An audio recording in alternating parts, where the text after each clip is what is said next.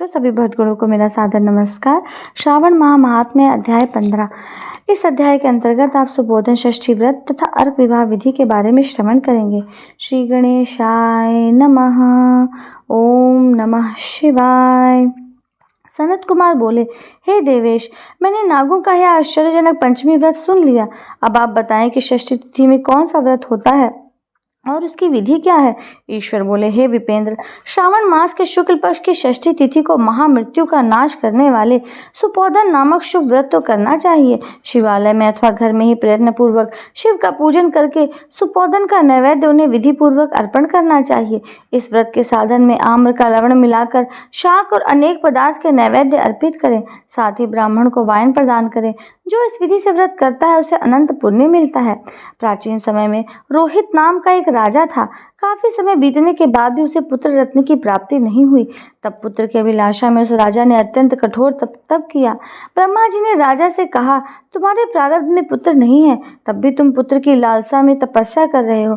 परंतु राजा अपनी तपस्या से जरा भी विचलित नहीं हुआ। इसके बाद राजा तपस्या करते करते संकटग्रस्त हो गए। तब ब्रह्मा जी पुनः प्रकट हुए और कहने लगे, मैंने आपको पुत्र का वर दे दिया है, लेकिन आपका यह पुत्र अल्पायु होगा। तब राजा तथा उनकी पत्नी ने विचार किया कि इससे रानी का बांझपन तो दूर हो जाएगा, संतानहीनता की निंदा नहीं होगी।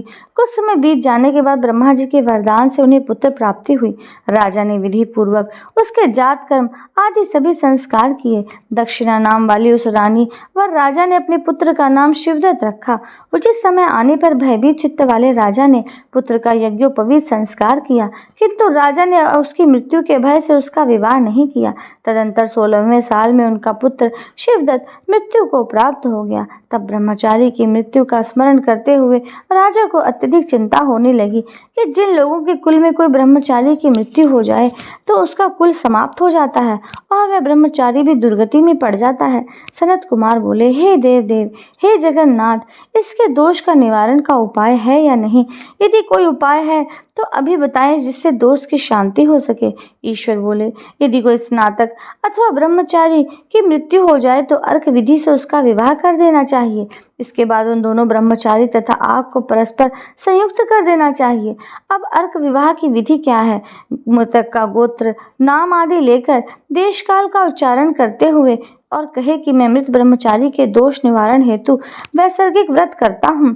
सर्वप्रथम स्वर्ण से अभ्युदिक करके अग्नि स्थापन कर आधार होम करके चारों व्याहतियों ओम भू, ओम भुवः, ओम स्वः, ओम मः इससे हवन करना चाहिए। इसके बाद व्रत अनुष्ठान के उत्तम फल के निमित्त व्रतपति अग्नि के संपदानार्थ विश्व देवों के लिए घृत की आहुति डाले।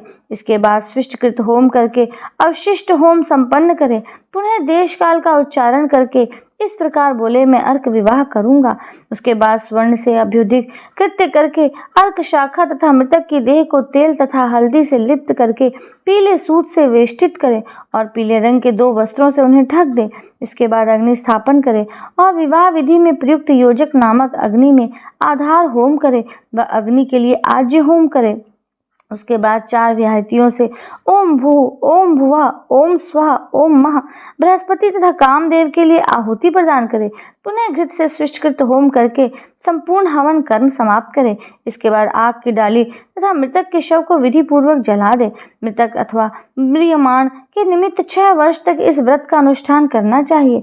इस अवसर पर 30 ब्रह्मचारियों को नवीन कौपीन वस्त्र प्रदान करना चाहिए और हस्त प्रमाण अथवा कान तक लंबाई वाले दंड तथा कृष्ण मृग चर्म भी प्रदान करने चाहिए।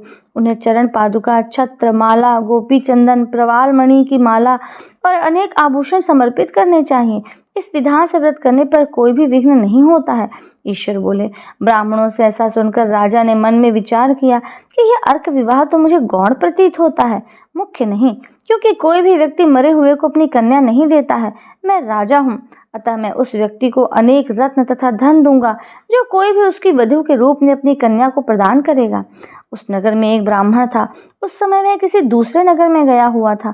उसकी एक सुंदर पुत्री थी जिसकी माता की मृत्यु पहले ही हो चुकी थी।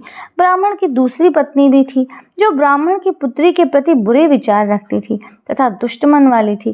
कन्या 10 वर्ष की थी तथा दीन थी और अपनी सौतेली माता के अधीन थी। अतः सौतेली माता ने द्वेष तथा अत्यधिक धन के लालच में 1,00,000 मुद्रा लेकर उस कन्या को मृतक राजकुमार के लिए दे दिया। कन्या को लेकर राजा के लोग नदी के तट पर शमशान भूमि में राजकुमार के पास ले गए और शव के साथ उसका विवाह कर दिया। इसके बाद विधान पूर्वक शव के साथ कन्या का योग करके जब वे जलाने की तैयारी करने लगे, तब उस कन्या ने पूछा, हे सज्जनों, आप लोग यह क्या कर रहे हैं? तब वे सभी दुखित मन से कहने लगे, हम लोग तुम्हारे इस पति को जला रहे हैं। इस पर भयभीत होकर बाल स्वभाव के कारण रोती हुई उस कन्या ने कहा, आप लोग मेरे पति को क्यों जला रहे हैं? मैं जलाने नहीं दूंगी। आप लोग सभी यहाँ से चले जाइए। मैं अकेली ही यहाँ बैठी रहूंगी और जब ये उठेंगे तब अपने पतिदेव के साथ चली आऊंगी। उसका हट देखकर दया के कारण दीन चित्त वाले कुछ भाग्यवादी वृद्धजन कहने लगे, अहो, होनहार भी क्या होता है, इसे कोई भी नहीं जान सकता। दीनों की रक्षा करने वाले तथा कृपालु भगवान ने न जाने क्या क्या सोच रखा है। सौत की पुत्री का भाव रखने के कारण सौतेली माता ने इस कन्या को बेचा है। अतः संभव है कि भगवान इसके रक्षक हो जाएं। अतः हम लोग इस कन्या को इस शव को नहीं जला सकते। इसलिए सभी को अच्छा लगे तो हम लोगों को यहाँ से चले जाना चाहिए। परस्पर ऐसा निश्चय करके वे सब अपने नगर को चले गए। बाल स्वभाव के कारण यह सब क्या है, इसे न जानती हुई भय से व्याकुल वह कन्या एकमात्र शिव तथा पार्वती का स्मरण करती रही।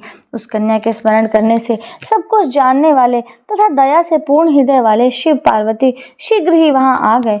नंदी पर विराजमान उन तेज निधान शिव पार्वती को देखकर उन देवों को न जानती हुई भी उसने कन्या ने पृथ्वी पर दंड की भांति पड़कर प्रणाम किया। तब उसे आश्वासन प्राप्त हुआ कि पति से तुम्हारे मिलने का समय अब आ गया है। तब कन्या ने कहा कि मेरे पति तो अब जीवित नहीं होंगे। उसके बाल भाव से प्रसन्न तथा दया से परिपूर्ण शिव पार्वती ने कहा कि तुम्हारी माता ने सुपोदन नामक व्रत किया था। उस व्रत का फल संकल्प करके तुम अपने पति को प्रदान करो। तुम कहो कि मेरे माता के द्वारा जो सुपोदन नामक व्रत किया गया है, उसके प्रभाव से मेरे पति जीवित हो जाएं। तब कन्या ने वैसा ही किया और उसके परिणाम स्वरूप शिवदत्त जीवित उठ खड़ा हो गया। उस कन्या को व्रत का उपदेश देकर शिव तथा पार्वती अंतर ध्यान हो गए। तब शिवदत्त ने उस कन्या से पूछा, तुम कौन हो और मैं यहाँ कैसे आ गया हूँ? तब उस कन्या ने उसे वृत्तांत सुनाया और रात हो गई। प्रातः होने पर नदी के तट पर गए लोगों ने राजा को वापस आकर कहा कि हे राजन, आपका पुत्र व पुत्रवधू नदी के तट पर स्थित हैं। विश्वस्त लोगों ने यह बात सुनकर राजा बहुत खुश हुआ। वह हर्ष भेरी बजवाते हुए नदी के तट पर गया। सभी लोग प्रसन्न होकर राजा की प्रशंसा करने लगे। वह बोले, हे राजन, मृत्यु के घर गया हुआ आपका पुत्र पुनः लौट आया। इस पर राजा पुत्र वधू की प्रशंसा करने लगे और बोले कि लोग मेरी प्रशंसा क्यों कर रहे हैं? प्रशंसा के योग्य तो यह वधू है। मैं तो भाग्यहीन तथा अधम हूँ। धन्य और सौभाग्यशालिनी तो वह मेरी पुत्र वधू है, क्योंकि इसी के पुण्य प्रभाव से मेरा पुत्र जीवित हुआ है। इस प्रकार अपनी पुत्र वधू की प्रशंसा करके राजा ने दान तथा सम्मान के साथ शेष ब्राह्मणों का पूजन किया और ग्राम से बाहर ले गए और मृत व्यक्ति के पुनः ग्राम में प्रवेश कराने से संबंधित शांति की विधि को ब्राह्मणों के निर्देश पर विधि पूर्वक संपन्न किया। हे वत्स, इस प्रकार मैंने आपसे यह सुपोदन नामक व्रत की कथा कही। इसे 5 वर्ष तक करने के अनंतर उद्यापन करना चाहिए। पार्वती तथा शिव की प्रतिमा का प्रतिदिन पूजन करना चाहिए और प्रातःकाल आम के पल्लवों के साथ चरु का होम करना चाहिए। साथ ही नैवेद्य तथा वायन अर्पित करना चाहिए। मनुष्य यदि व्रत की बताई गई इस विधि के अनुसार आचरण करे तो वह दीर्घजीवी पुत्र प्राप्त करके मृत्यु के बाद शिवलोक को जाता है। इस प्रकार श्री स्कंद पुराण के अंतर्गत ईश्वर सनत कुमार संवाद में श्रावण मास महात्म्य में सुपोदन षष्ठी व्रत कथन नामक 15वां अध्याय संपूर्ण हुआ।